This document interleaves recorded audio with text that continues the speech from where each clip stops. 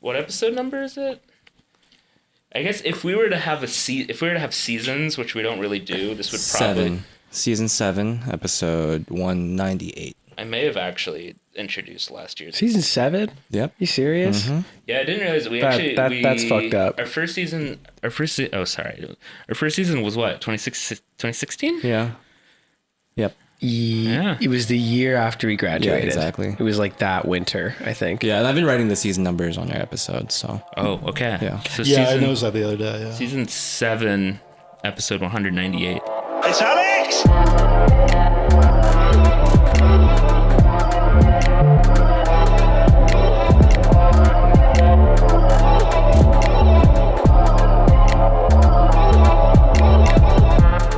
Well, it's season 7, I guess.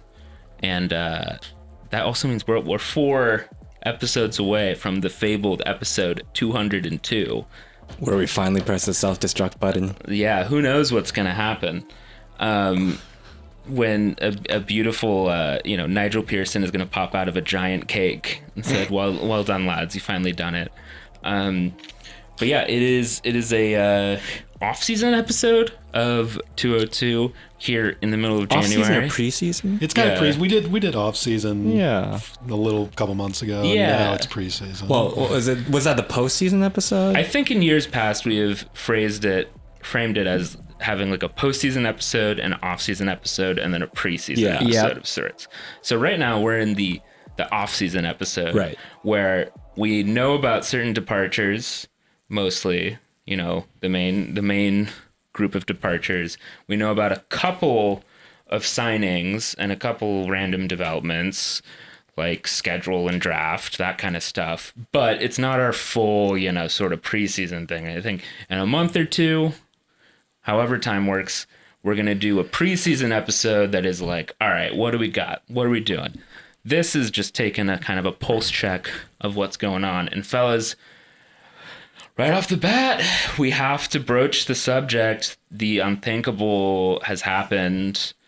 Yuba Diarra has left the club and signed on with a new club. Not even a new club. He went back to one of his old ladies. He went back to fucking, not St. Polten. What's the name? It's one of those, Hartberg. And everybody knows about TSV Hartberg, exactly. right? In the Austrian Bundesliga. What of a course. betrayal, honestly. Yeah. God, he went to Austria. Why did I think he went to Real Betis for some reason? It might have just been the colors. He was trialing with Cadiz in Spain for a minute. Okay. And they turned him down, so he went to... In hindsight, Betis would be a really big move for him. Yeah, Australia. So. I mean, it would be in theme with some of our recent player departures and assistant and coach and manager departures. Yeah, to have a huge move up. That wasn't even in our notes before. How could I forget? Oh man, I don't have to.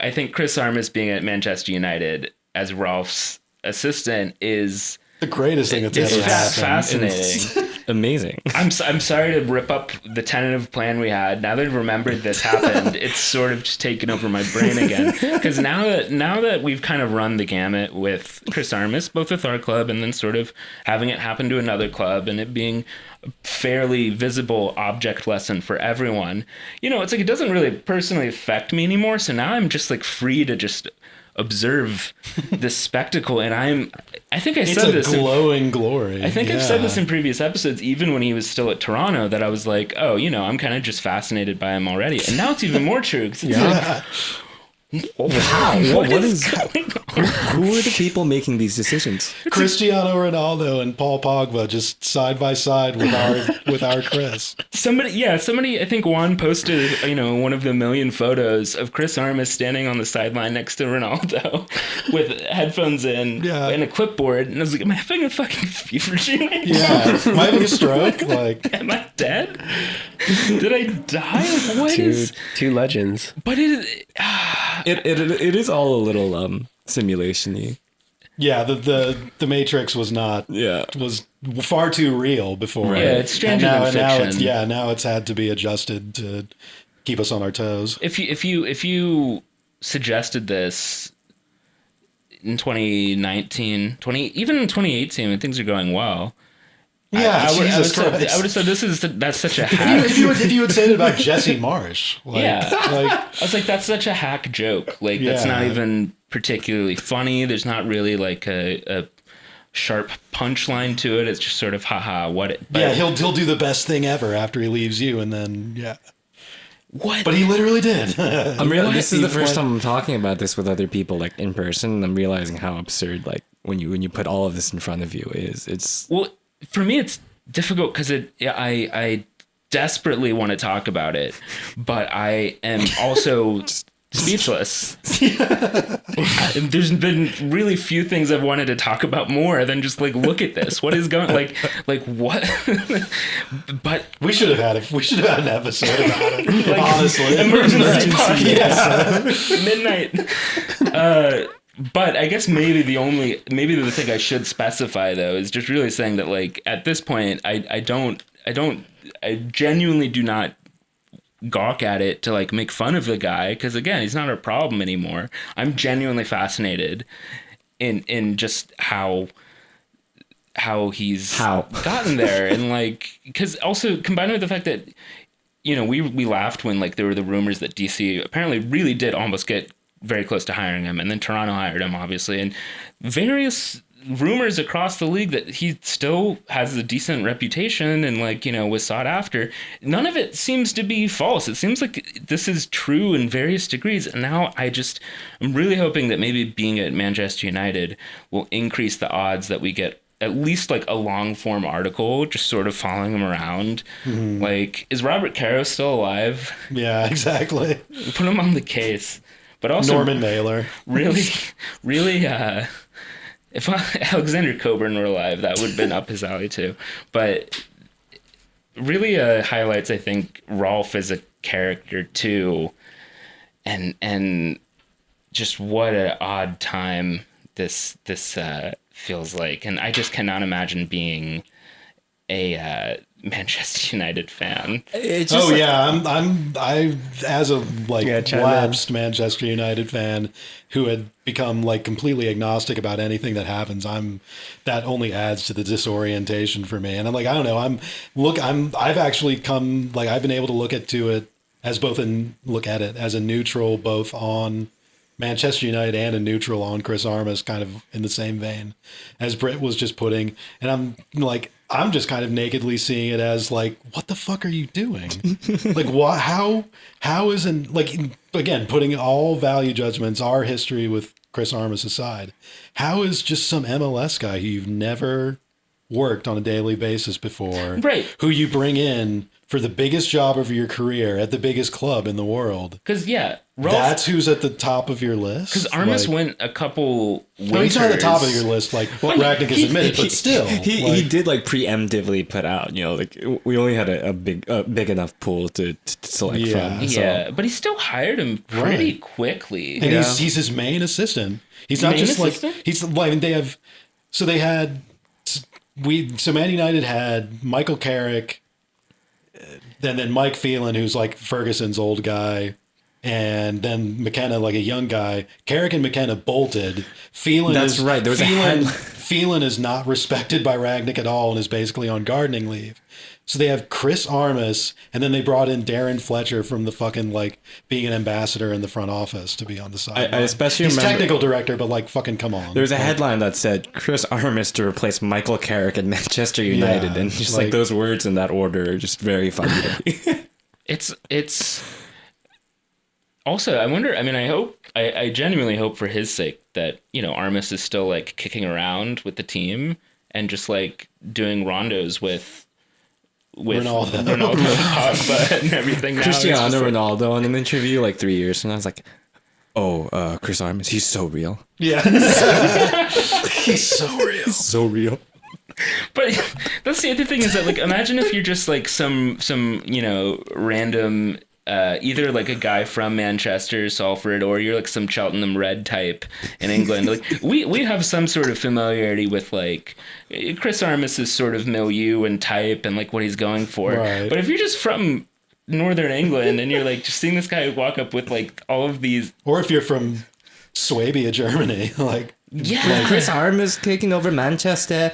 like does it even register what What do they guy think? what type of guy he is? You know, Like, well, there's probably a couple guys who are like, no, guys, don't worry, mates. I've seen that's what they call their friends. In England, mates. That I've seen Goodfellas. All right, yeah. what's going on? I've watched a season of Sopranos.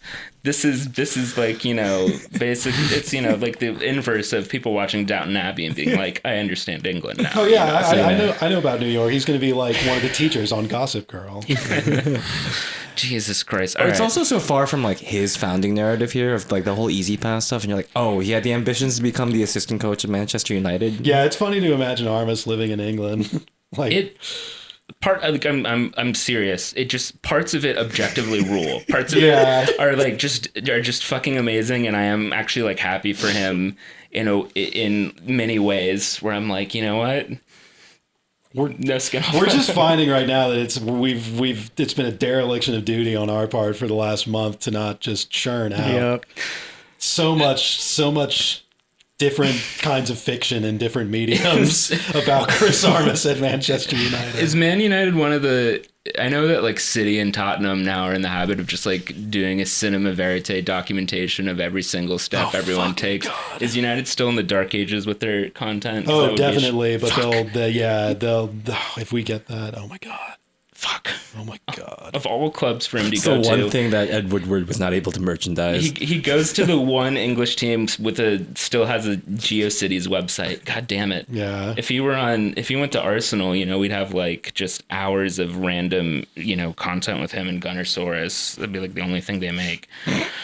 But all right. Well, I just thank you for mentioning it. I cannot promise that it won't come up again, but obviously once I remember both tonight and through the season. Yeah, just like, hey guys, you remember when Chris Armas is the first coach at Manchester United? Wait, what if like Ralph Rangnick gets like COVID or something? Does that mean Chris Armas is a guy on the sideline? He's such a stoic German bastard who will never get ejected or get a red card from a game.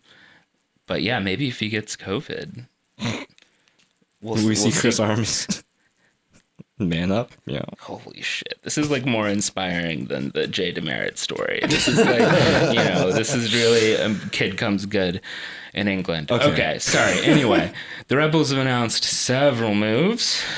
We expect more to come, but at the moment, I think what we're going to do is we're going to talk about some of the departures we know about, then talk about a couple of signings we've made, and then look a little bit forward to sort of things that we know about the season so far, such as preseason, generalities about the schedule, etc. Again, without doing a whole preseason survey, because we'll have time for that in a month or two when we know even more about the team. So first things first, I think we'll talk about some of the departures where the team has actually been able to clear out some of the, how should we say, I don't know, 2019, what's the language that we've landed on here to be sort of polite? Is relic too harsh? Or? Relic or just like the guys who got caught in between eras, let's say. Kind of, yeah. Yeah, so, we Mandela Egbo, no longer the most confusing man on the roster. For he is not on the roster anymore. Wish him well. We also have... as I said, Yuba Diarra's loan expired, and he went on loan somewhere else. We have Jorgensen's time finally has come to a close here, and I guess similar country, similar era. David Jensen has not departed formally, but he's still on loan abroad in Belgium, so we shouldn't expect him back anytime soon. Andrew Gutman, there was a delay a bit in us confirm and him sending out sort of the goodbye tweets, and then the club sending out its thank you Andrew Gutman tweets, which maybe suggests there was an effort to keep him on, but it seems like maybe both parties have realized or accepted that a return is maybe not in the cards for Andrew Gutman. He showed up at Atlanta training camp today. Oh, did he? Yeah, one of 4 left backs, I think. Yeah. Yes, it's an annoying thing. It's like 4? Yeah, something like Jeez. that. I know I said this last episode, but if I were Atlanta, I would definitely take some quick money for a guy who's never suited up before. I don't know. I mean, I guess they rate him maybe, but if they rate him that much, I don't know why they wouldn't just keep him last year. I don't know. Atlanta problems. It's their problem now. Exactly.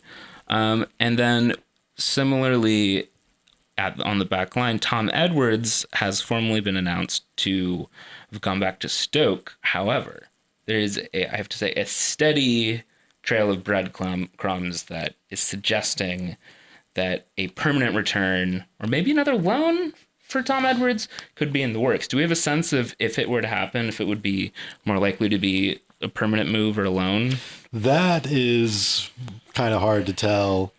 You would, I mean, the chance for a permanent move is, I mean, we would all prefer, I imagine. I think we're all in consensus here that we kind of rate Tom Edwards and we would like him to be a part of the team longer.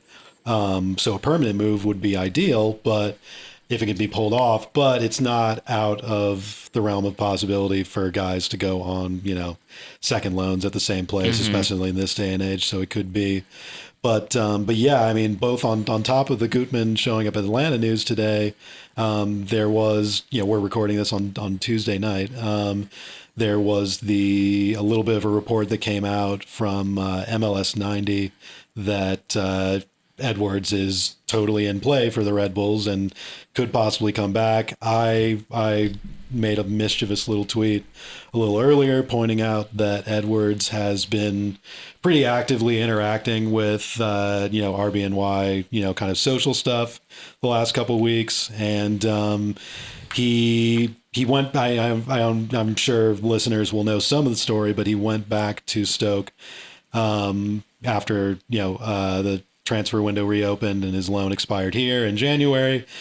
And he was training with the club for a little bit, and there was some, kind of, language from the manager that he was in the mix again. But then last week, news came out that he came down with a knee injury that'll be about a month or two having him out, which, sort of cancels any opportunity that he had to break into the Stoke rotation.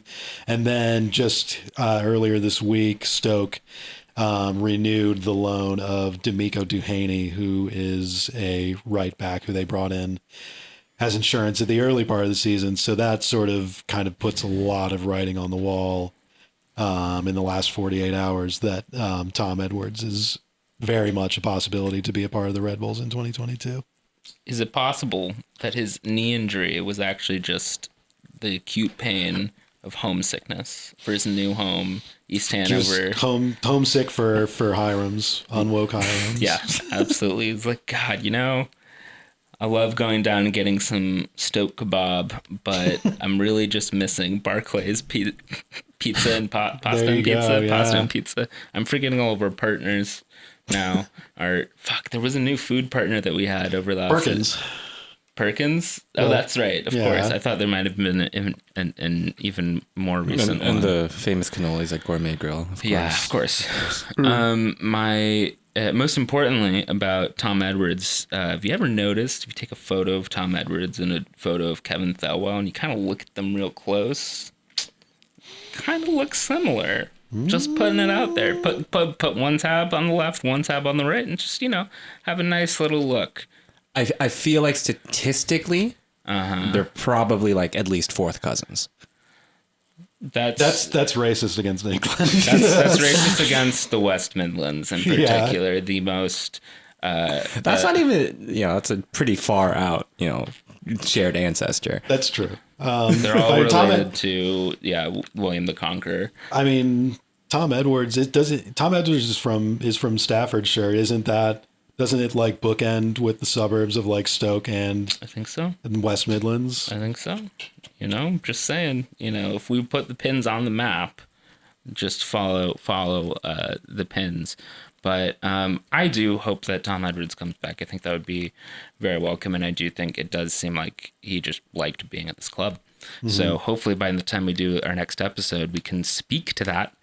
And then I think the final, more smaller departures to mention is that Drame, who was only just here, was that sort of late It was signing basically out of an Ukraine. extended trial. Right. Yeah, that we paid him for. It turns out, yeah, it was basically extended trial. Although we did go through the trouble of mentioning we were trying to extend him in the press release.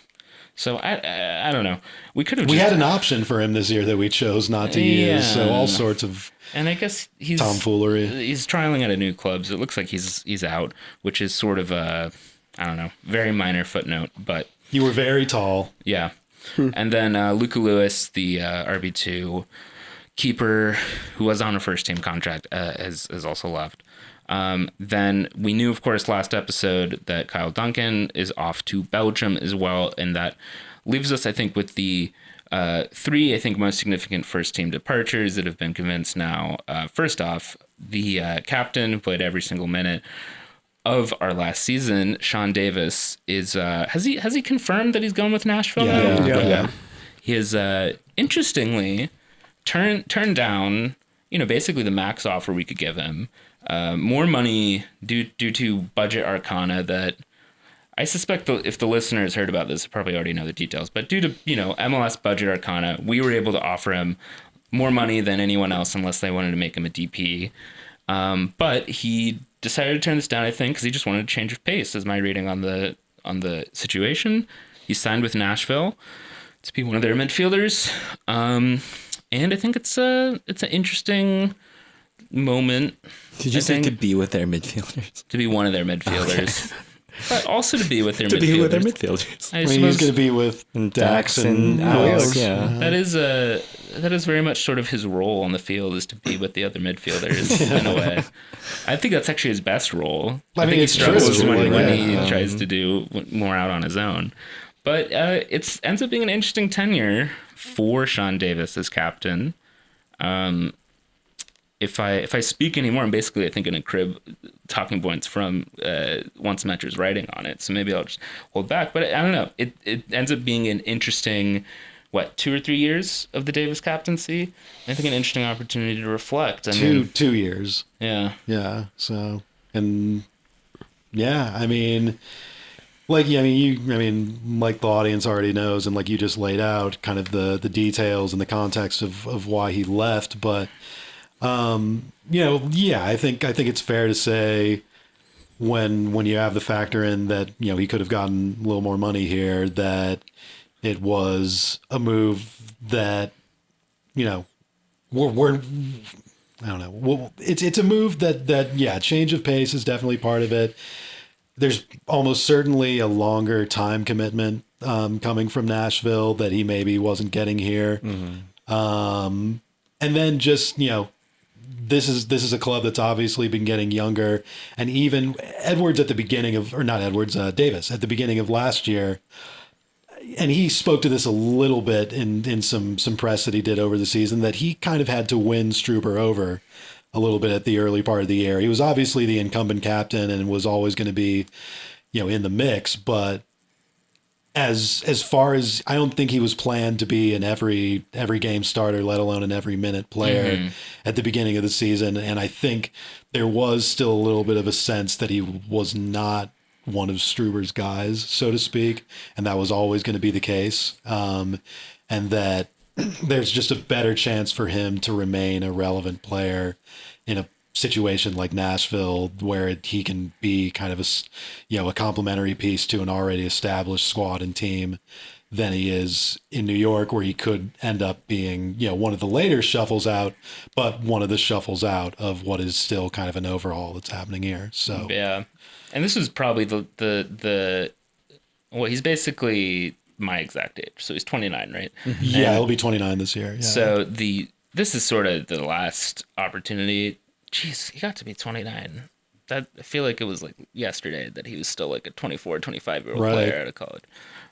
But this is really probably the last junction for him to make a sort of first teamish move, contract, and especially if he is likely to fade a bit if he had stayed here, that it probably would have made any potential next move he would have made even sort of smaller. So I guess this is probably his last chance to really try to go out and be a first team option somewhere else. And I was actually quite surprised to see we'd offered him basically the maximum amount of money. I mean, part of me, God, I sort of regret even just thinking about it, but I just, as you were saying that, it occurred to me, maybe, I wonder if Davis even would be like, hey guys, if you want, you can announce that you offered me the max money, even though you didn't, to make it go over better. That sounds like something that could Davis happen would be if cool enough, certain conversations were had. Yeah. Because I mean, Davis was doing club media even when he was officially out of contract and stuff. So and he was his farewell message was very articulate and nice and detailed. What you would expect from Sean Davis? Well, yeah, exactly. Very, very in character with him, and even if there was any sort of friction in the process, I don't think it was ever going to come out. So yeah, our good boy is gone.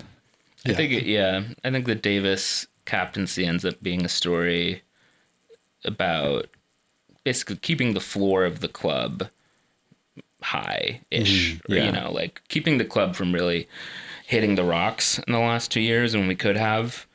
But I think it seems everyone is on a similar page as in terms of the ceiling of his contributions being sort of lower the next couple of years. So it makes sense, I think.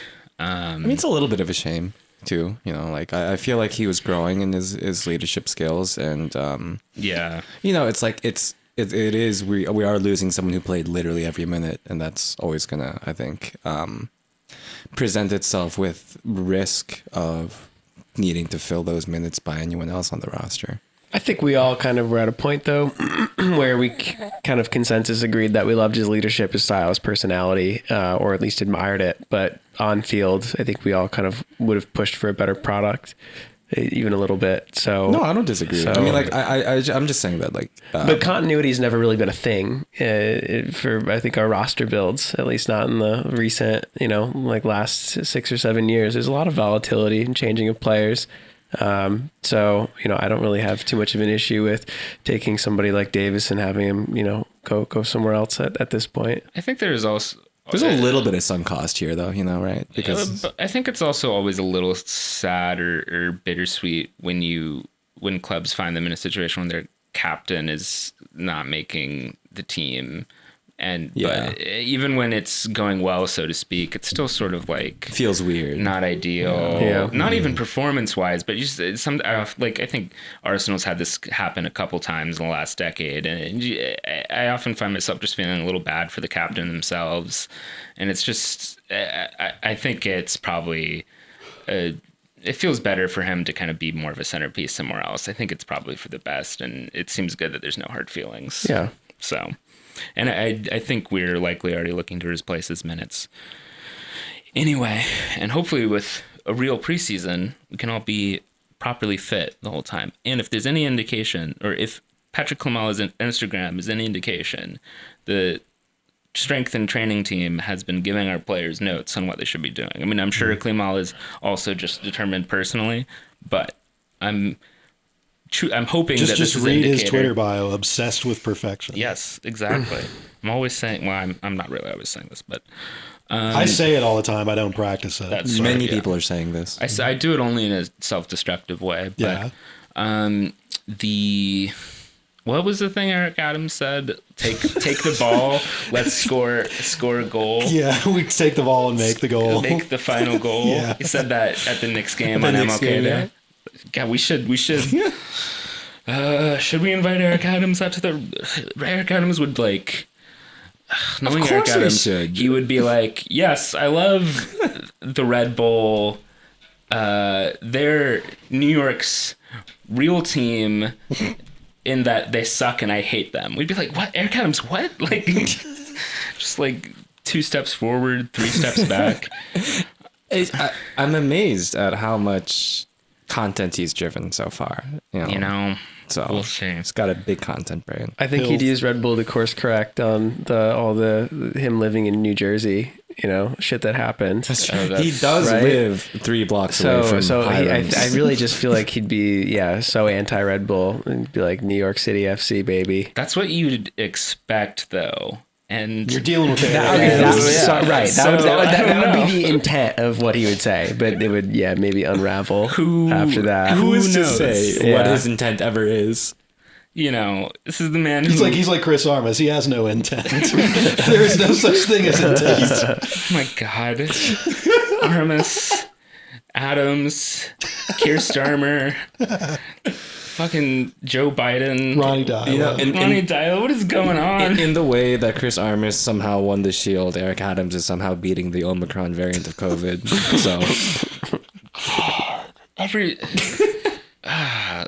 Lord, I've seen what you've done for other people.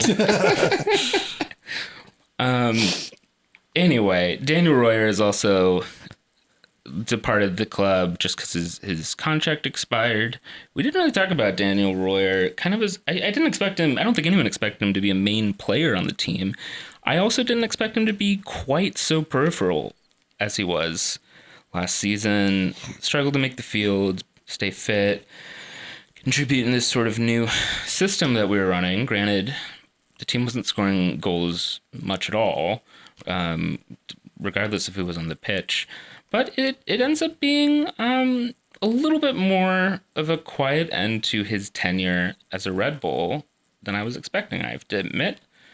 But I think it ended up coming to a very natural conclusion in a way. And I actually wouldn't even be surprised if maybe he hangs up the boots here. Even He's though not he's only bald 31. yet. That's true. They gave him like fucking 2 more seasons to get bald, and he couldn't get it done. So yeah, if he had been able to convert that extra testosterone. Well, no, it's actually the other way around. Isn't it like if you get more testosterone, you lose your hair? I don't know. yeah, that is how it works. I'm yeah. I'm the highest T. Highest T in this goddamn room. Mm-hmm. Yeah. But Yeah. Not Edwards. Royer. Yeah, I don't know. Another sort of weird, I think, career with the Red Bulls. Yeah, in definitely a weird retrospect. career. Also, a weird amount of respect. I mean, well, he overlaps with like he weirdly enough has overlaps with like a long period and like multiple tenures Success. that are Yeah. well, success and weird, little kind of dud seasons and coming in. He came in the weird 2016-17 To kind replace of Lloyd like Sam. and just kind of like the weird doldrums of the Jesse era, that were bookended by major success.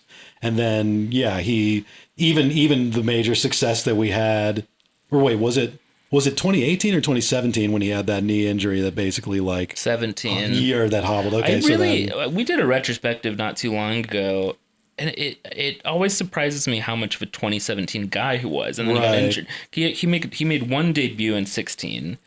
I didn't remember it quite that much, and yeah, he was really a 17 and 18 guy, because I think when he arrived here, he was like sort of the successor, the latest guy in this sort of role we had on the squad for many years in a role that was sort of the Lloyd Sam, Joel Lynn pair, like wide attacking secondary option to Henri / veteran, BWP, who would like chip in like that. And was sort of like, I think, a role in the team that people intuitively understood.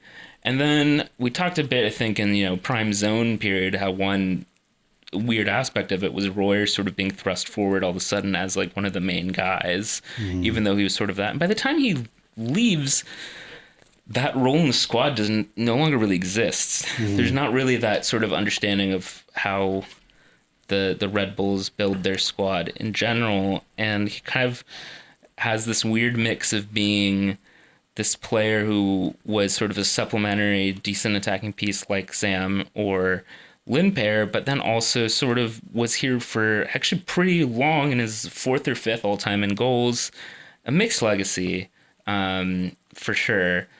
And it was sort of weird the last couple of years for him to be all of a sudden the biggest cheer in the crowd when he would come on. I always liked Royer, but it felt like a weird vibe check whenever, or a vibe in the stadium for him to be the fan favorite all of a sudden. I don't know. Yeah, I don't know. People always like guys who score, first of all. So that's a thing. But then also, I don't know, he was even though he didn't get bald, even though he didn't reach that higher plane, still a pretty good looking guy. Like I think he was popular with the lasses, with the MILFs. Well, definitely. Yeah. I was thinking like, man, it's just like, I feel like culturally he didn't really do much, but I remember the MILF Hunter photo and I was like, maybe that's it though. Maybe like he was otherwise boring. He generated a lot of normie like content though. I feel like he was very normie. Well, that's why MILF Hunter was so funny. Was exactly. That I think from the get go, you could sort of intuit that he had no idea what he was really wearing. I don't know, that hat on that picture though. It's like him and Andreas Ivan were like two separated out energies. From like there was one like complete soul that was split into two currents. One was Ivan and one was Ivan. And for a brief fleeting moment, we had both of them on the same team. Look at the results. And Rizhikovsky too, as their little henchman. Never the twain shall meet. You know, don't mix that. It's id, ego, and super ego. Do not mix uppers and downers, kids. Don't do it. Don't do it. But best of luck to Danny Royer. Maybe he shows up somewhere in Austria or something. And then Fabio, I think. We knew last episode that his option had been declined. We're pretty sure he wasn't coming back.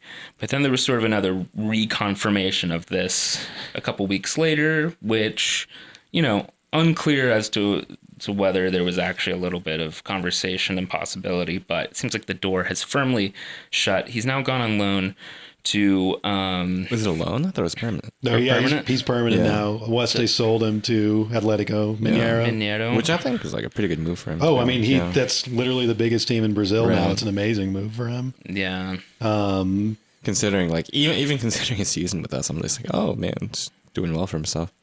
Yeah, I mean, I guess that speaks to the fact that we got him when he was kind of a slow burning sort of like underrated hype train. Because like he had done one loan in Japan before he came to us, so they were trying to put him in the window in different markets because that was the second division too in Japan. Yeah. So like,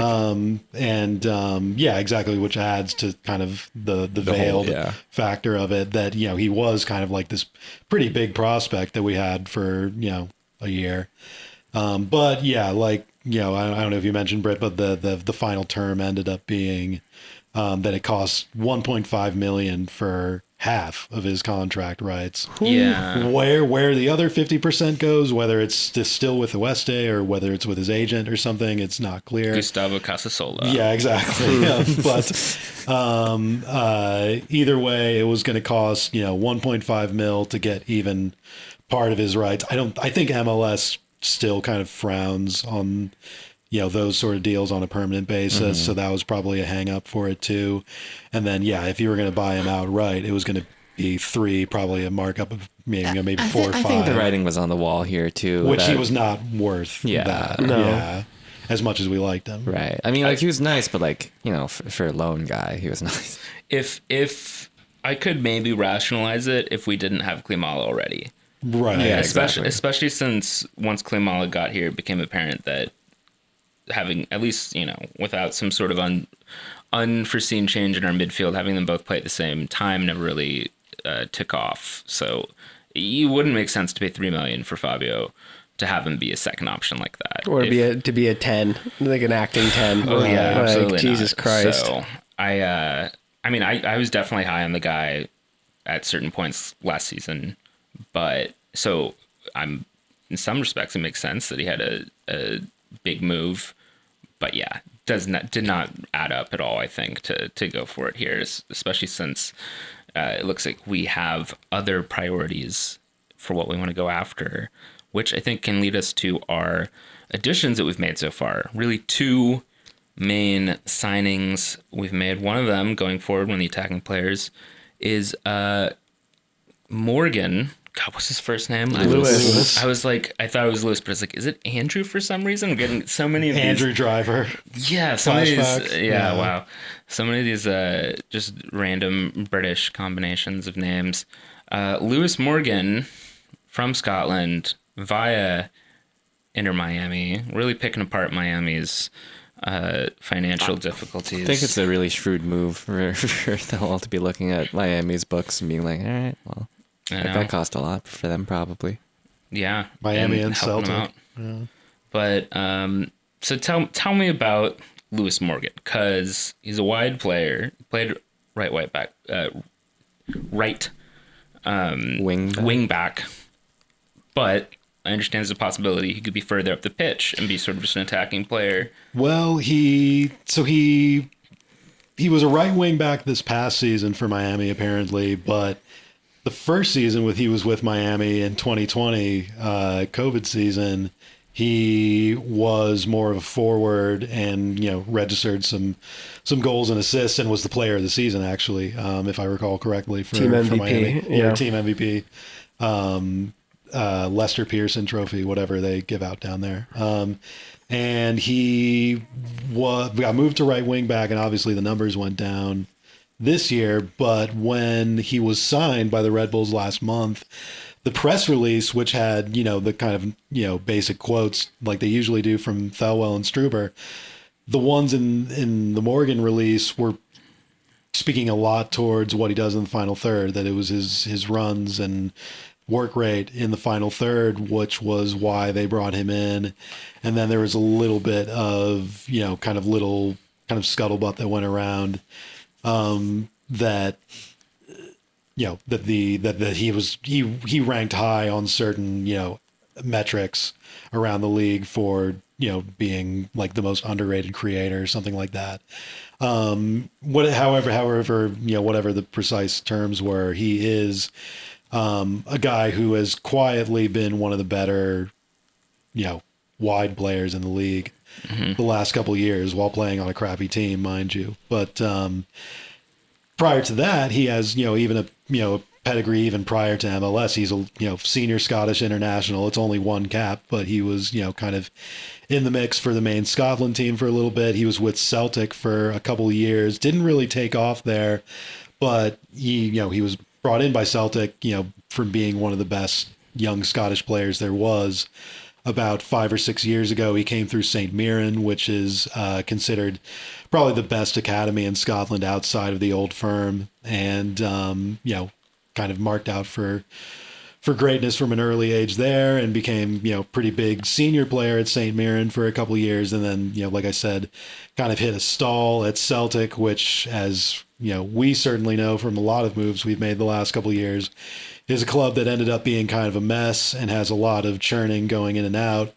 And he went to Miami and got rechurned, so we are now getting pasteurized Scottish winger now, whatever you want to call it. But so if he plays further up the pitch, like it sounds very possible, do you think this is like where CCJ or Wiki was playing last year, or is it? I think CCJ is a good shout. Okay. It's I guess this will be something we repeat, getting closer to the end of the episode, that we don't necessarily know how things are going to look until we know what the full roster is going to look like. And I think there's still some moves that are going to be made. But as of now, by default, I think that CCJ role is probably your best bet for where they see Morgan improving the team and being an upgrade from the incumbent. He plays to the right. He's more of he plays more. He played more on the right for Miami, and he's 2-footed. He's like, that's part of his kind of skill set, is that he can use both feet pretty well, and that he's just he doesn't necessarily he played so little at Celtic that he doesn't really have much of a track record outside of what he's done in Miami, since he was more or less a youth player. But kind of his game, that he's had success with in MLS, and the type of production he's had, is just generally being, that sort of hardworking, smart guy who, will, to use the Bruce Arena term, as we love Bruce thought, just tries shit. He's a try shit guy. He's not necessarily a big crosser or kind of a technician who lies deep. He's a guy who just gets into the final third and makes things happen, does whatever he can to make a goal happen. Maybe this is maybe we're resuming the Lynn Pear, Sam Royer. That's a good shout, honestly. I think there's that.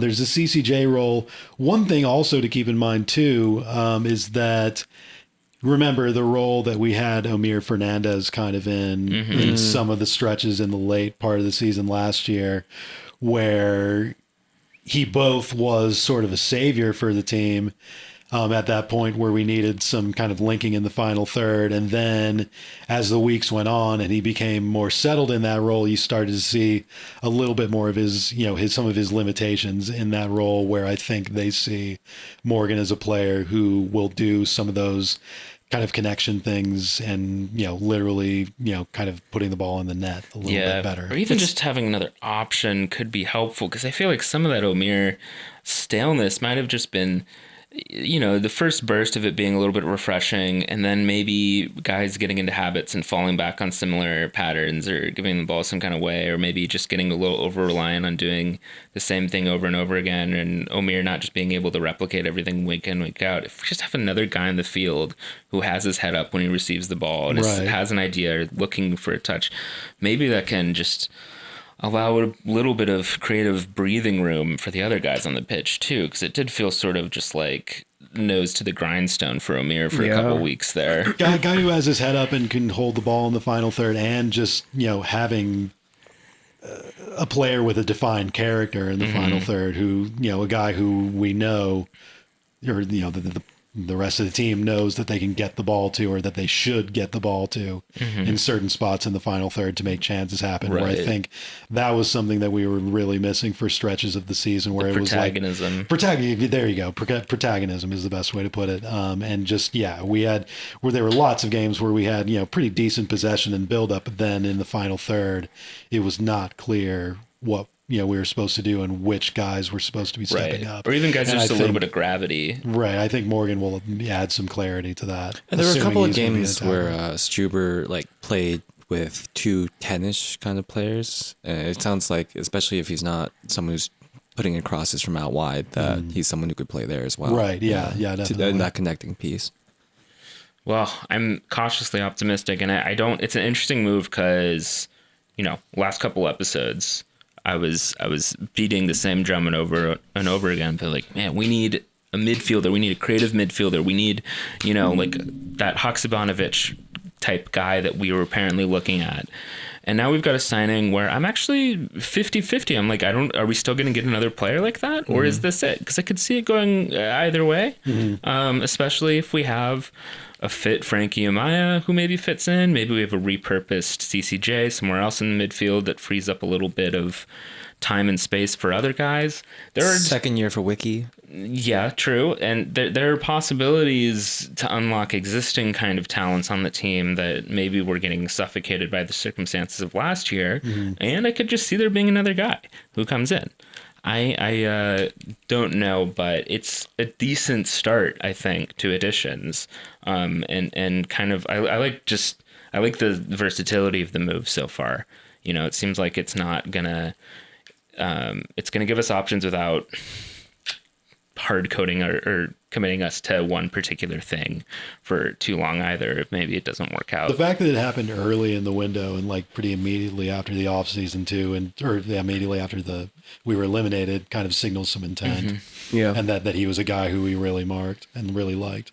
I like your point about the flexibility thing too, just because, maybe it shows more tactical flexibility into this season because we might just have more options to do so, and we're not stuck to that kind of whole frustrating, rigid, when we get it, we're going to get it, but it's coming, but it's not here, but we have to work on it. But preseason never came, but hopefully. And then similar flexibility benefit is our other signing, the second Nealis brother. Congratulations if you have a Nealis jersey. He's actually like the 4th or 5th Nealis brother, but the second one. That scans. In MLS. Is this in the NBA with the whatchamacallit? The balls? No. I guess those are a new brother thing. The tall white guys, remember? The berries? They're like one.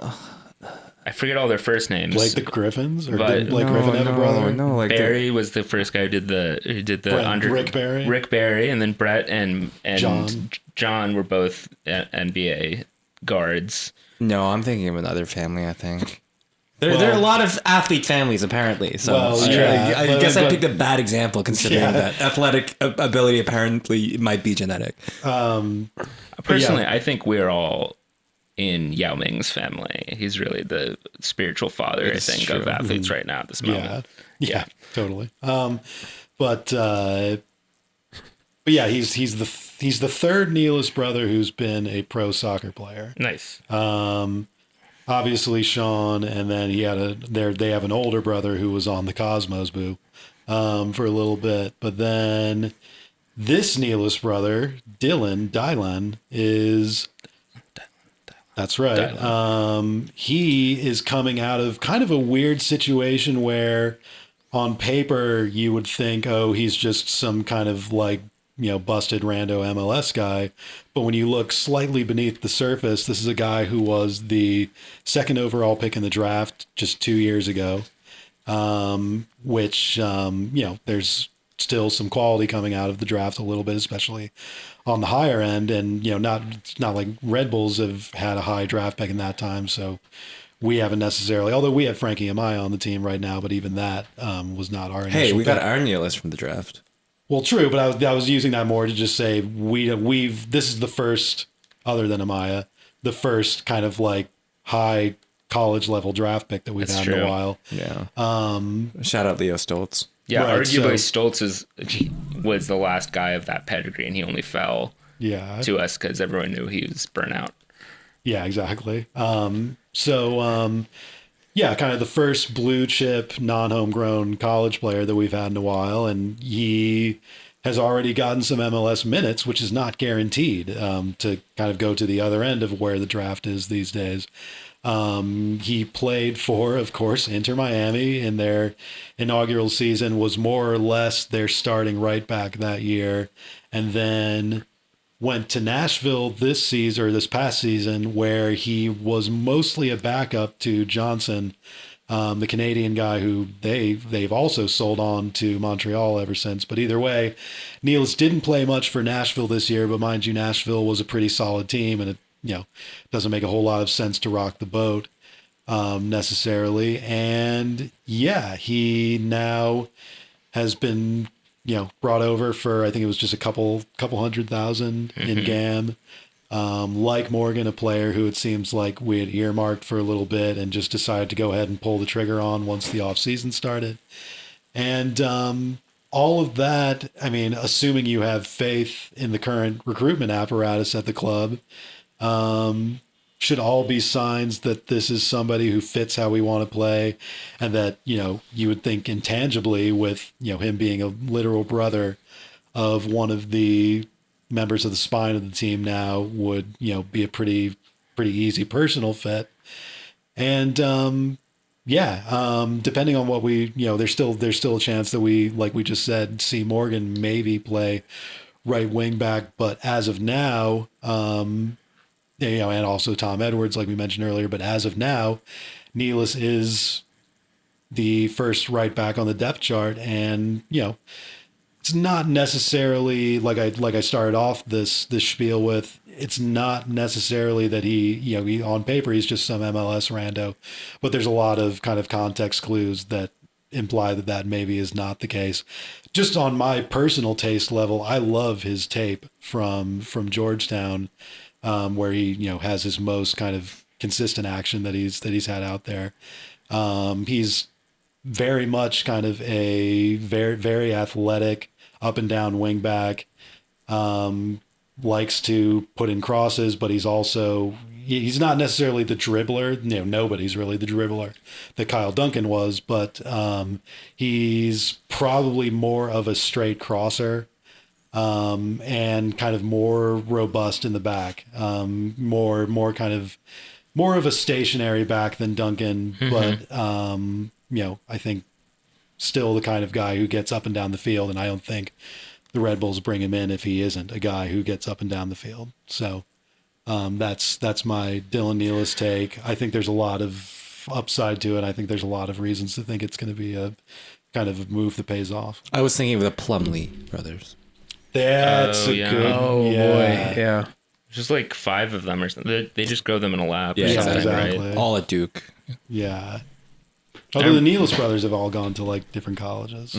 I feel like there was I think spiritually they should all go to Hofstra though. You know. True. There was a All-Star game that when like Barclays opened up, or a year or two after, but the Nets were in one of their weird in between windows, and they didn't. So they put a Nets player in the dunk contest, but they didn't have Durant or KG at the time yet. So they put in a Miles Plumlee and like really tried to hype him up, and it was very awkward. He just did two-handed, just nice and clean. Yeah, fundamental dunks. Larry Bird dunks. Yeah. Well, but I mean, to speak to the college thing though, too, I mean, to speak to Dylon Nealis's pedigree, he, unlike Sean Nealis, who is now the, stud center back for the Red Bulls and turned out great, Dylon Nealis was a bigger youth prospect because he ended up going to Georgetown, one of the elite, East Coast college programs.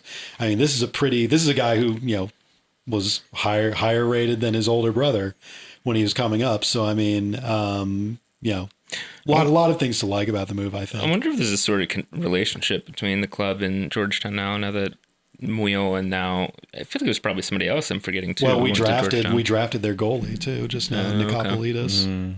Okay. Do we want to use that as a segue into draft? Yeah. What's the draft situation? I mean, we traded up. We traded up twice. Yeah. Throwing money around the club.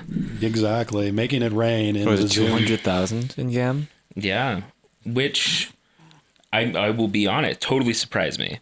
Mm-hmm. Not really the most consequential thing in the world, but I can't definitely lie. A surprise, yeah. Can't lie. Would have never guessed that we would do that.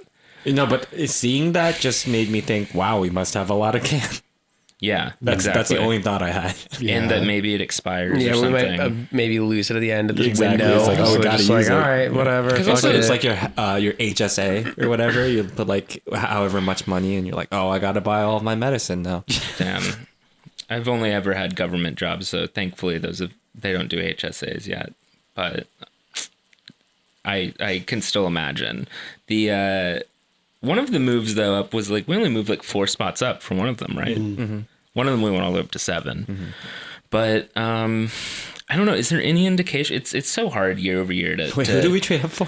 To guess how much of a contributor each given guy will be. So I mean, it was Nosita, Kuhn, and Nicopolitas and Mullings. I don't know. Maybe that got left out of the sheet that we're staring at that you can't see, listeners. But oh boy, is it a sheet? It's a fucking sheet. Yeah, dude, I only went off the roster. Okay. There's a guy. Site. You put a document up there. You are seriously looking at that document. That's us right now. But we got Matt Nosita from the United States Naval Academy Midshipman soccer program, who we traded up for. And then, Ovante. We couldn't get an upper shipman. We had to get a midshipman. We had to get a midshipman. He's a midshipman who doesn't play midfield. He's a 6'8" center back. So 6'8". I've been hurt before on tall center backs. Is this like a Robinson situation where he grew a foot once he was at the Naval Academy? Yeah, jeez. Is it not true that you have to be short to go to Navy? Was that I think it's true for Air Force, yeah, but yeah. For fighter pilots. Oh. Okay, I guess like the Navy used to have them, or it has the most planes. Navy, so that makes sense. And I also have like a stereotype of the Navy is just having to duck under very low doors and shit. That's a lot. true. Like the one time I went to the Intrepid, I hit my head like 6 times. Yeah, exactly. Maybe all of the like 1,000 different aircraft carriers made in the last 20 years have all been built for Ameriburger body types instead, with an increased burger cafeteria. Our sluggish carrier fleet.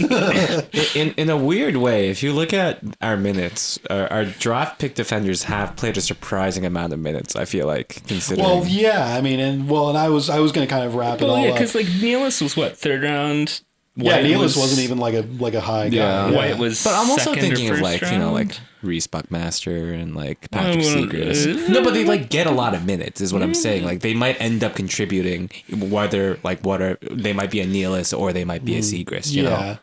But I was going to kind of wrap it all up because I think it's kind of part of there were the picks that were made. There was Nisita, Avante Mullings, who comes out of Florida Gulf Coast University, the freak basketball school that built their basketball and soccer. I forgot what that shit all was, but either way, Avante Mullings, he's kind of a forward winger type. He had a somewhat Muhammad Keita-esque intro video where he, kind of gave off very ethereal vibes. So we love that.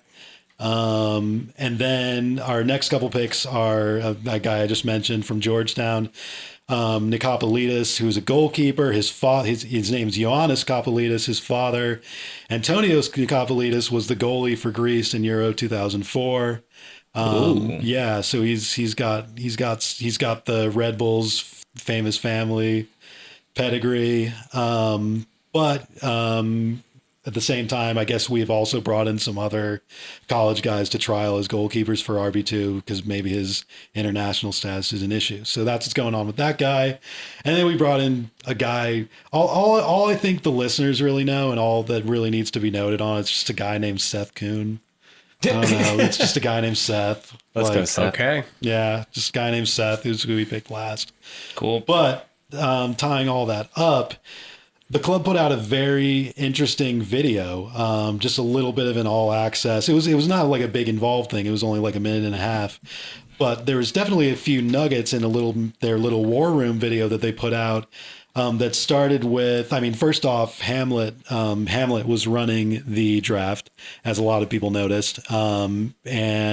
But before, in this video that the club put out, before the draft, he was definitely consulting with Thelwell and going back and forth on Zoom. And Thelwell, came out and said, let's get Nosita and Mullings however possible. And then later on in the video, Hamlet mentions that both of those guys had attended a training combine that they had held in East Hanover a couple weeks ago. So I think that's, mind you, that's not something new necessarily. Teams have always run combines. Mind you, the main league combine is not a thing anymore, both because of the lack of the lessening of the importance of the draft and COVID. So teams are kind of doing their own thing more, but then, again, this relies on you having some faith in the, technical department at, the Red Bulls right now. But you'd like to think that they ran the rule over these guys and really liked them. And you think even more that they really liked them if they went out and spent some of this gam on them. So on moving up to get them. So I think there's a lot more to chew on from this draft than there has been in a while for this team. And I think both because we kind of have a thin senior roster at the moment, and kind of the context that I just laid out, I think there's reason to believe that these guys could be pretty accelerated parts of the first team roster. Take me back to 2019 preseason when we were all here, sitting here thinking, we're going to capitalize on the draft, which is underutilized. And no, I kind of feel that a little bit. A little different, though. Also, I don't know. A couple minutes ago, you said a couple names, and I just got a really terrible headache, and I sort of blacked out for a second. So pardon me, but don't do that again. Just got a really bizarre image in my head of Chris Armas in Manchester United. I don't know if this is really psychosomatic or something, but it paints a picture as well, or contributes to a ongoing trend. Kevin Thelwell and his scouts, I can't even remember what our scout situation is at the moment, but it seems like he's gotten genuinely in the weeds a bit with American talent, which kind of scans thinking about his history and the kind of stuff he said across interviews and all sorts of reporting, is that it seems like he has a genuine nose and enthusiasm for really getting in the weeds of whatever local scouting network there is. So it kind of makes sense if he has really just gone and thinks that he's found some gems amongst the American talent that's out there that other front offices maybe don't appreciate. Mm-hmm. So, well, I think it's kind of clear that he's going after our acquisitions with intentionality, especially if you're describing the draft the way you're saying. I'd hope so. I don't know. I mean, like if you look at like Morgan and look at Nealis, like, you know, right back is one of those positions we said was a priority, and we wanted kind of an attacking midfielder or that kind of like linking attacking player. It feels nice that we're immediately going after those moves, and then that, you know, like in the draft that we wanted these players because we knew about them and what they offer, especially in kind of like a closed experimental environment. So it seems like there is like, you know, an intent here, which is encouraging. I don't know how effective it is necessarily right now, but, you know, there seems to be intentionality. I like the intent is good. I still like to look at it from the lens of like, this could be a multi-year project for any of these players. So, you know, like, and I think Thel having that vision, I think is great, and looking for, you know, toward, I guess, inward to more local talent or regional talent is really good. I don't really care to like see any of these guys like start in the immediate or like be like the solution to any of our current problems. And I don't think it's being looked at that way, which is good. But I think that we might have done that in the past, which I think I'm kind of holding out hope that we'll finally get like a 6'8" center back going on the first team. You know, like. Would be pretty cool. Wild. Yeah. I don't know. It seems like if you're over 6 feet in soccer, unless you're one of the exceptions like Zlatan, you're crouchy, physically incapable of touching the ball with your head. Apparently, you have to be exactly 5'10" in order to be good in the air in soccer for some reason. But I think I'm cautiously optimistic that I'll be pleasantly surprised at some point by these guys, which also goes for the two guys who got promotions recently, which is Daniel Edelman and Lacava didn't already have a first team. Did he already have a first team contract? Lacava is still kind of up in the air. He's still technically RB2. There's been some rumors here and there that he might get a promotion, but it's actually, there's two homegrowns who have brought in this offseason, Edelman, like you just mentioned, and then it's not official yet, but it's been more or less confirmed by his agency that Zach Ryan, who was a 4-year college player, is coming off a 4-year college career at Stanford, where he was a pretty major NCAA player, won Pac-12 Player of the Year, but way back when, all the way back in the Obama era, he was an academy player at RBNY, and we will be signing him to a homegrown deal. And I guess this was a little bit on my mind just now, talking about these draft picks and why they felt a little more deliberate than recently. Zach Ryan is 22, 23 years old. I think he just turned 23 this month. Much older than the typical signing from the last couple of years since we've started this overhaul. Much older than, you know, the guy who hasn't been a pro at all that we're bringing in. What? So Barlow and White were also old when we signed them, right? I mean, and he's closer. Yeah, I mean, he's about the same age that they were. And those are also draft guys, huh? Mm-hmm, yeah. You know, I don't think we're bringing him in. I don't think we're bringing in a 23-year-old. Well, I mean, I guess what you guys just said could speak to more RB2 seasoning. But I think between how the first team has looked age-wise and how RB2's looked age-wise, I don't know that we're necessarily bringing in a 23-year-old guy to sit in RB2 Is for this like 2 RB2's years. last year in USL? They're gonna revisit how things are. Although we should say, I don't believe on our last episode it had been announced that Wallneck left the club. So things are certainly churning a bit in RB2.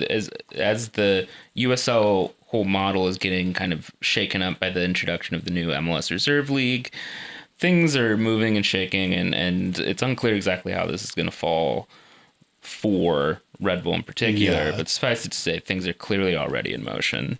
But But yeah, John Wolynek is out as Red Bull's 2 coach, and he has not emerged anywhere else yet. But one guy who has emerged somewhere else to learn Illinois country French is Bradley Carnell, now with St. Louis City FC. Out goes the Afrikaner accent. In comes Papa French. That's right. I have many videos to watch. But yeah, Carnell got the big nod, which makes sense. And also he really has secured the most coveted bag of all, which is the head position where you get a whole year to chill before, right? Because St. Louis is coming in next season, not this season. So is he going to spend this gap year as well as Jason Christ did? I don't know.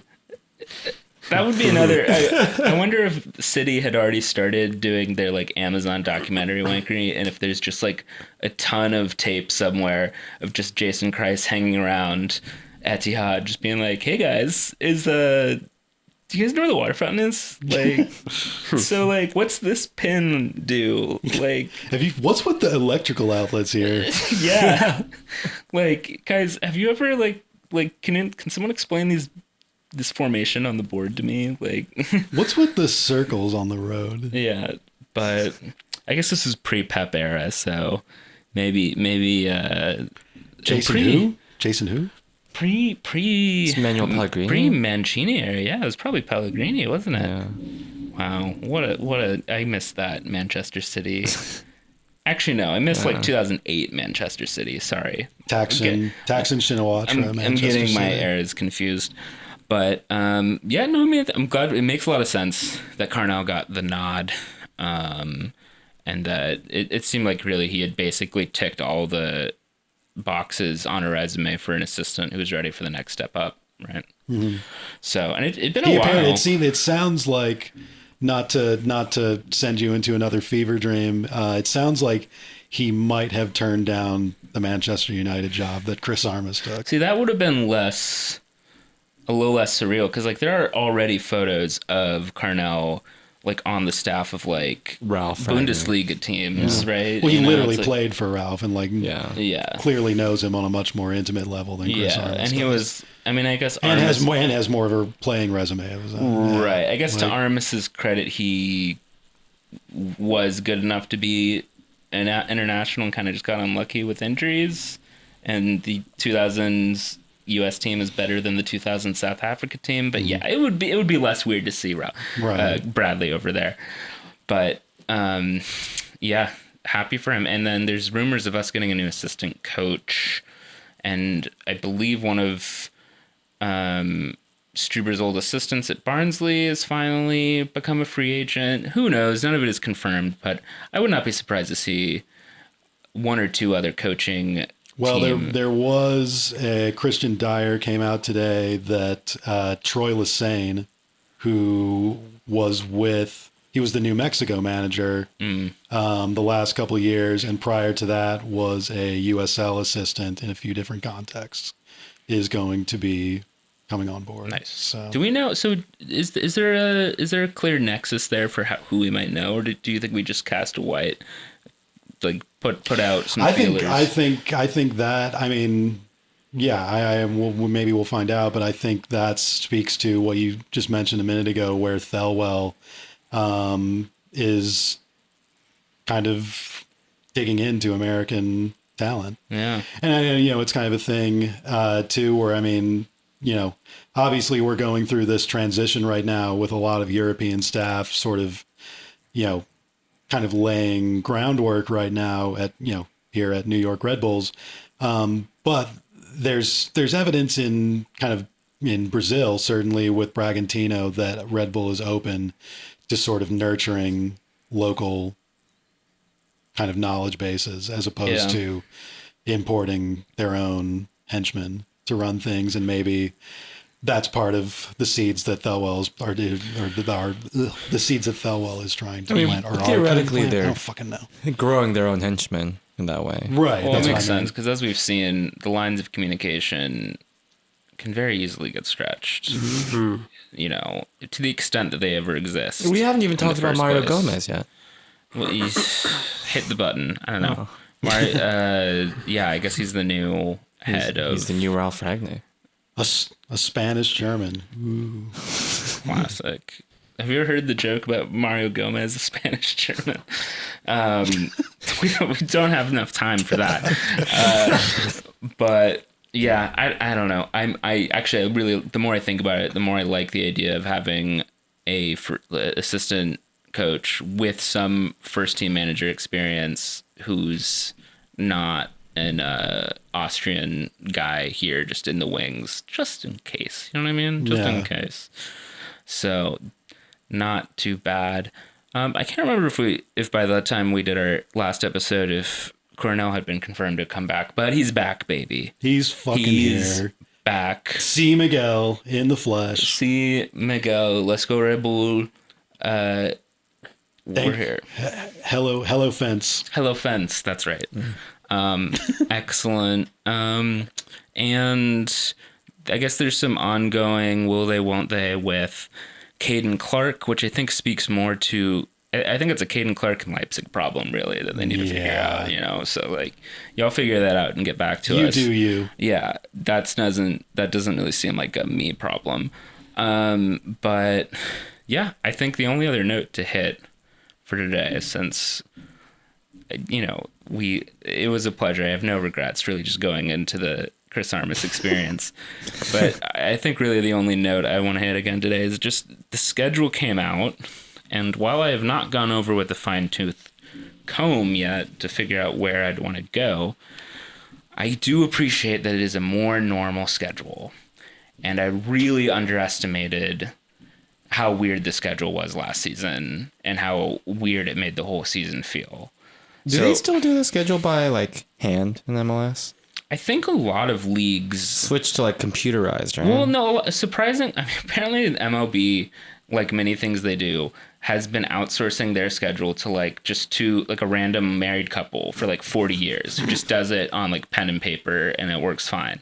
So it wouldn't surprise me if they also do that. But I think it might be the sort of thing where if you did it in a computer program, you might have to hard code in enough exceptions for certain teams who like need to go like play on this date here that it would be just as much effort as basically just doing it by hand. There's so many factors. Yeah, but I remember they were doing that for the like NBA and specifically for travel distances, and it ended up cutting it down substantially that way. So there's travel distances, and then front offices have different like beats and like times of the year they want to hit.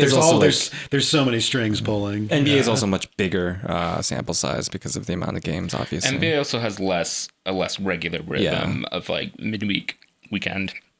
But the long short of it basically is that we're back to only playing East teams twice. Thank God. That's just better all around. We're back to sort of. I mean, actually, I haven't double checked this, based on the other things. I think we're back to just sort of having the schedule be balanced across the year, right? Like we shouldn't be playing too many teams twice before we play another team once. Yeah, or right? like New England 3 times in a month.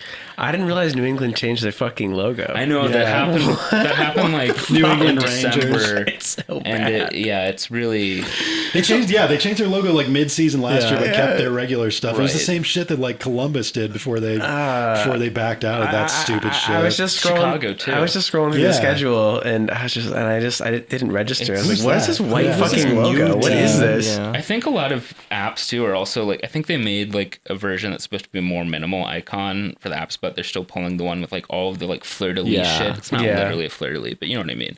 Like all of the like the crest banners shit and stuff. Yeah. And it's crazy. Yikes. But also we're playing like more than 2 West teams. Yeah. It's still only like it's like half of the West maybe. But I think that's also gonna. Do we play Nashville? Make it feel more normal. Wow. Is there a new team coming in? Charlotte. I'm going. I'm going to Charlotte? Yeah, my friend Kyle lives there. Oh. So definitely going to make a weekend out of it. Wait, shit. When are we? I have to go to a wedding in North Carolina in April. June 11th. Oh, never mind. Yeah. Just extend. I'll just stay a couple months. Yeah, I'll just stay for a couple months. Yeah. Just tell them postpone it. Do we play Austin this year? I don't think. Yes, And we do. yet again, we do not play. We play Austin in Austin on July 24th. That's gonna be weird. It's gonna be weird. It's gonna finally be real. Because like I have to say, Nashville is very real to me. But the first season, like 2020, Nashville did not exist to me. Yeah. So maybe that'll happen for Austin this year. Well, I was gonna say that we'll never play Minnesota. Are we finally doing it? We are playing Minnesota. at Not home. in, we're playing at home again. Oh, in Minnesota. We're never going to take our Minnesota trip. I've stood outside of their stadium. Didn't go in. It was a random midweek day. But is their stadium like in the middle of St. Paul and Minneapolis? Yeah, kind of. It's like in a sort of like residential-ish. Like it's a bit of sprawl. Yeah. Well, it's sort of it's kind of weird. It is like kind of in between the two cities. It's kind of cool. Yeah. But kind of like in a big old former parking lot. I don't know. But hey, I actually, both competitively, which I think is more up for debate, but just also as like sort of a rhythm thing to the season, I found myself to really miss some of those Western Conference matchups that we get that are just a little bit more loose, and I think just having a 6-pointer almost every week kind of got to be a drag, especially with the way the season went on. So I think it's going to be nice to mix it up with a random game against Minnesota Moments or Austin, of levity. or like we're going back to LA. Yeah, Whatever. So and also, Last season was a little too sweaty. yeah, which is not entirely the schedule's fault, but it didn't help. I mean, we enjoyed it for the content that we got from the city games, but it still was too much. I wouldn't want to do that every year. No. That would be unsustainable. exhausting. I mean, they should all have, their heads should roll if they didn't do this. But if they didn't look at the Farmer's Almanac to find out which nights in July and August it's scheduled to have complete deluge downpours. Mm-hmm. I mean, why even have a fucking club? And then add the climate change multiplier. Yeah. That we all know that's published. And the 5G. Yeah, obviously you have to turn down all of the 5G signals in the radius. So it's really just malpractice, folks, if you don't do these basic due diligence items, clearly. But And a cash grab. Of course. Money laundering. It's money laundering fraud. Hack fraud.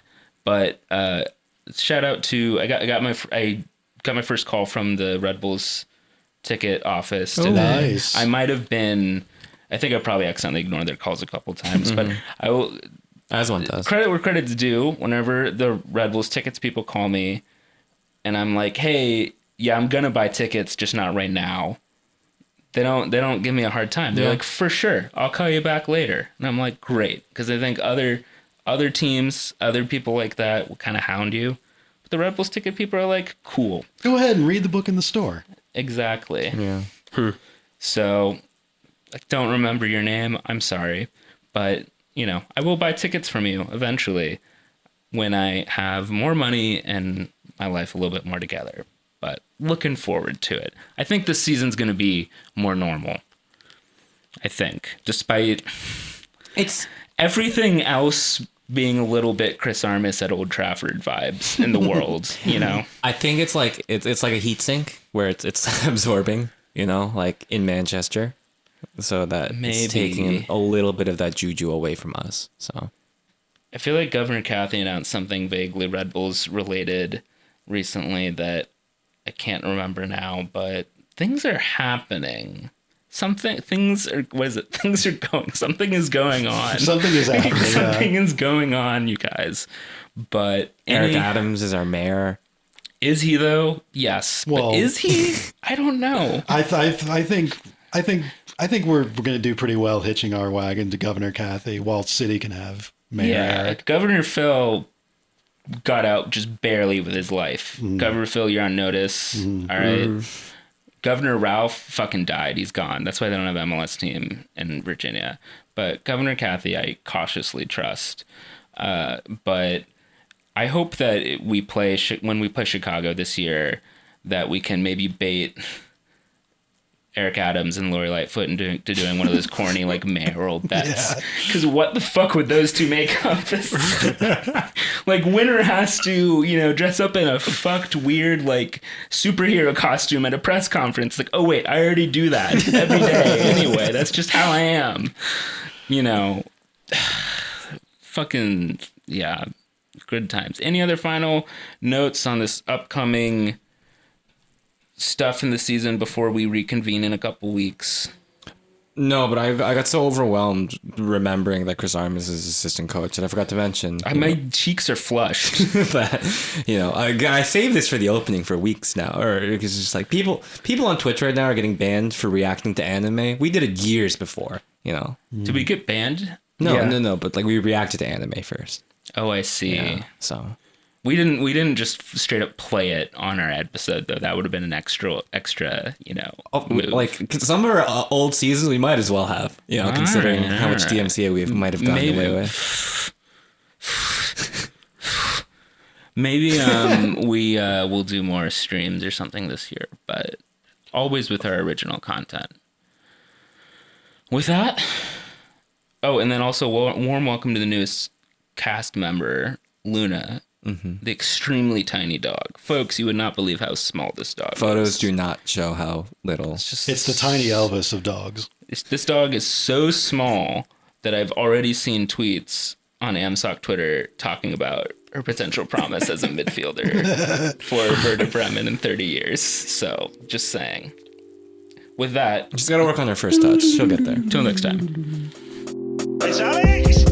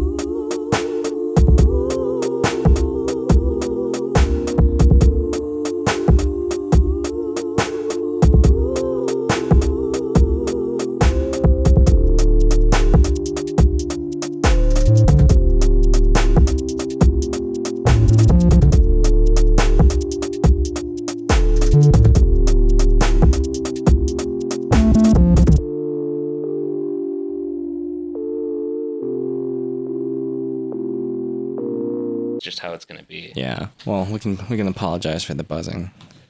Straight up.